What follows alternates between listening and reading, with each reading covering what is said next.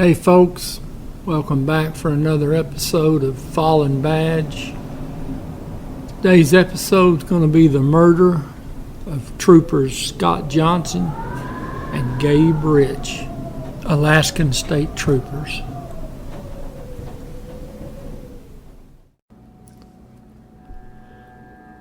Sergeant Johnson, Trooper Rich, were assigned to D Detachment of the Rural Service Unit. Now, the city they operated out of was Fairbanks.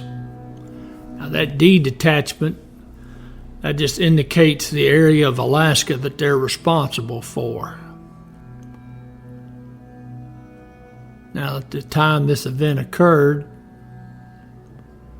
2014, D Detachment had about 100 employees, and about 62 of them were commissioned troopers.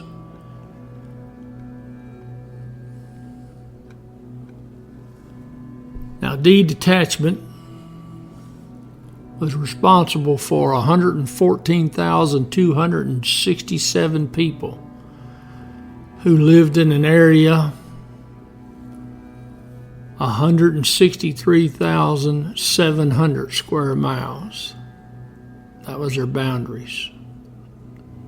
That's massive. Now, most of these areas they serviced, they had to get there by airplane, possibly boat if the rivers were passable. Now, the troopers served as the primary or secondary source of law enforcement for the over 30 villages that were located in the area. Now, the troopers, the front line in many of the smaller villages, were known as village public safety officers. Now, these guys had some of the police training, but they were not armed, or not at the time of this event in 2014. They handled calls for police services, they handled search and rescue operations, they were jacks of all trade. Now, if they ran into an issue that they couldn't handle, then they'd get on the radio and holler up for some troopers to fly in. Now, at the time of this event, there were 6 VPSOs in the boundaries of D Detachment. Now, the small town of Tanana, it's probably 150 miles or so from Fairbanks. That's the town where this shooting is going to occur. Now, this village is made up of mostly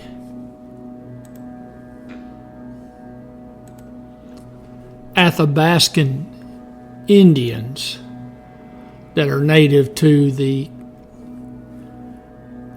Alaskan state.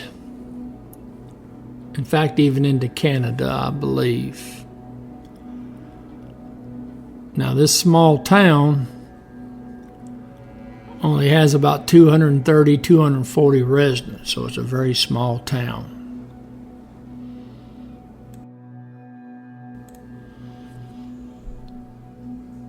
It's April 30th, 2014.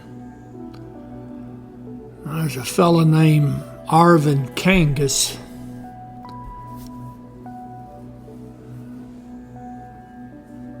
He had sold a couch to a mother and daughter, and they hadn't paid him yet. So now he confronts them about the $150 he ain't paid.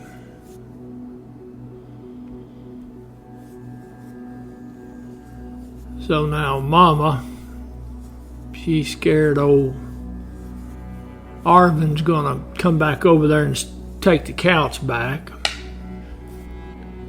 Might be easier if she just would have paid. Anyways, Mama calls the VPSO officer, Mark Haglin, and tells him that Arvin's been threatening them. So this officer Haglin, he stops by to talk to Arvin about what's going on. Well, then Arvin threatens to shoot him with a shotgun. So Haglin takes the better part of valor, and he heads back to his office.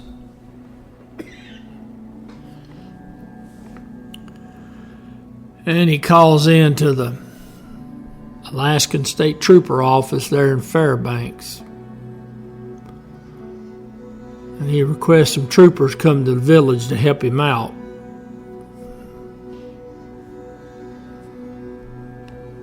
Well, the next day, it's May 1st, 2014, a pilot named David Keel, he lands a Cessna Caravan there at the airport at Tanana.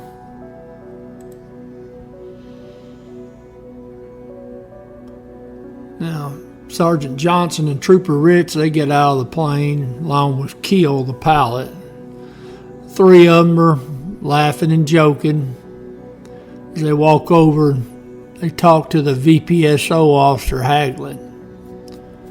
Well, then they go to Haglin's office, and the troopers fill out the necessary paperwork after they've talked to Haglin about what's going on and what happened.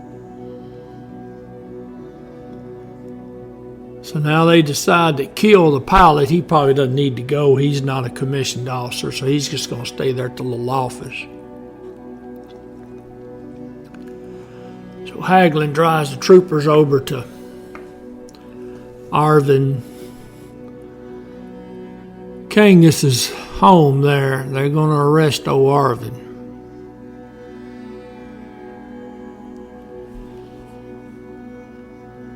Now, when the officers get over to the Kangas residence, he's getting into a vehicle parked outside of the house. Well, he wants to know what they're doing there, and they tell him that they got a warrant and that he needs to get out of the vehicle. And he told them he wasn't going to be arrested. Now, both troopers are wearing body mics, so everything that's being said is recorded.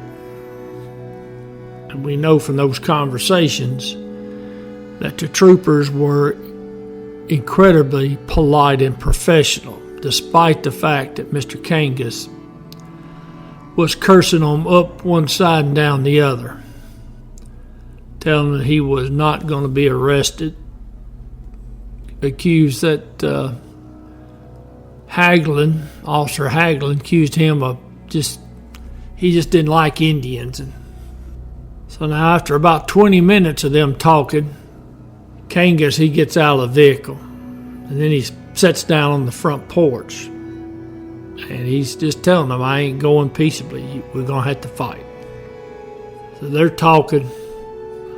So then, this Mr. Kangas, he gets up and says he's going in the house. And that's when the troopers are trying to handcuff him. Now, old Arvin, he's a big fella. He's a heavy-set fella. So I imagine he's a handful. Well, he gets to fighting back. And the two troopers and this Mr. Kangas, they basically fall through the front door, the opened front door, and fall into the living room of the house. So now the fight's on. Now, one of the troopers is advising he's getting ready to tase him. So about that time, Arvin's 19-year-old son, Nathaniel, he comes into the room.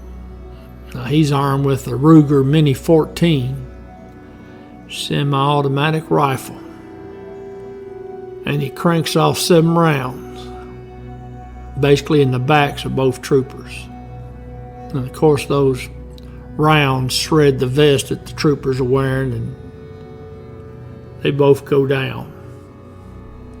Now Nathaniel, he points the gun then at the VPSO officer Haglin. And he thought that old Nathaniel was going to shoot him, but he didn't. So Haglin, he runs back out of the house, jumps in his truck, and he heads back to the VPSO office where the pilot kill was set. Now, the two troopers aren't dead yet because their body recorders are going. Now Haglin, he gets back to the office and he tells Keel that Nathaniel Kangas has done shot both troopers. So now the pilot, Keel, he runs out of the office and runs to the truck, and he's looking for the troopers' bodies. And he doesn't see them. And he's just beside himself. And he asks Haglin, he goes, "You left them there?" Haglin said, well, he was scared and he thought he was about to be killed, so he ran. Now, I don't know if I can necessarily blame Haglin for that. He's not armed. Well, anyways, they get on the radio and they report what's happening. They ask for help. Now, remember, help's coming by plane, so there ain't going to be no help just in the next few minutes. It's going to be a while. Now, I'll give the pilot Keel a lot of credit because he gets Haglin. They jump in the truck. They head over to the village clinic. They get medical supplies for the troopers.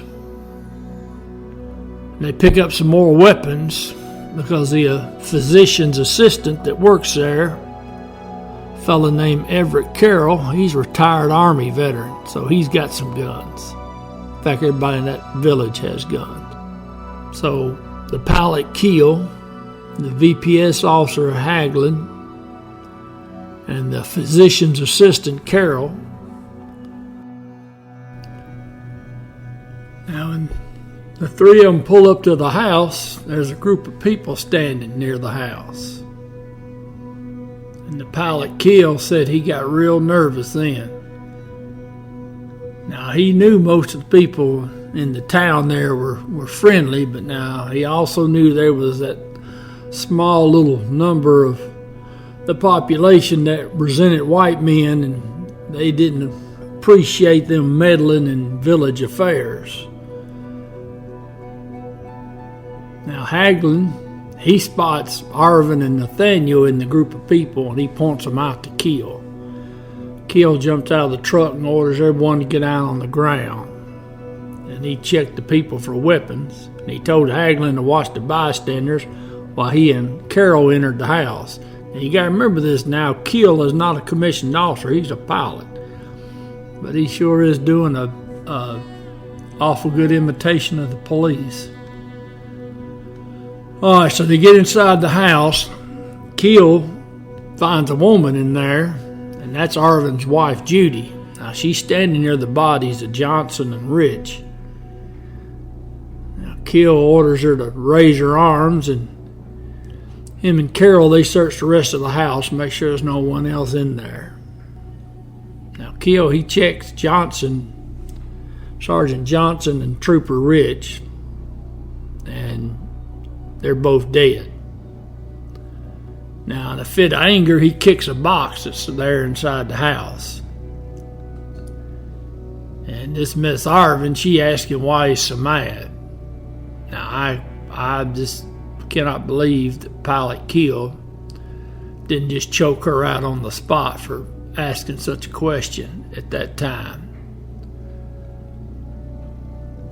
So now Keel, Haglin, and Carroll, they take old Nathaniel.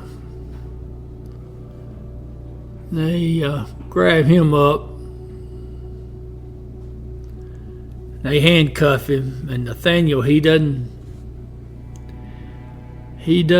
put up any resistance. He just kept apologizing for shooting the two troopers the whole time that they're putting him in the vehicle. So they drive him back to their little office, and they're waiting on help. Now, Lieutenant Deputy Commander, he flies in with a SERT unit. Now that is the Alaskan State Troopers Special Emergency Response Team. And as the title might suggest, they handle high-risk incidents, and barricades, high-risk warrants. Now obviously when Lieutenant Commander Wasserman, when he's told that Arvin's loose in town somewhere, he doesn't feel too good about that situation, because he is aware that there is a group of anti-government individuals that live in town. So him and his team, they start going through town looking for Arvin. Now about 7 o'clock, they get a tip that Arvin's holed up in somebody's house.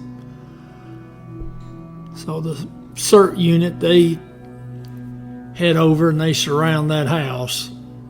Now Arvin, he tells them he ain't coming out. So that goes on for a few hours. Well, about 10 p.m., Arvin, he comes on and surrenders. I'm going to assume the occupants of the house didn't want it getting shot up. So I'm sure they probably told Arvin he needed to get out. So Arvin gets arrested. Now the son, Nathaniel, he's put on trial. And he is found guilty of 2 counts of first-degree murder.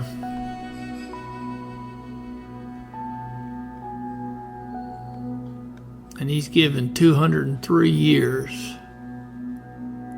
Now Arvin, he got hit with 3 counts of tampering with evidence, and he did a little prison time. He'll be out. In fact, he may be out by now.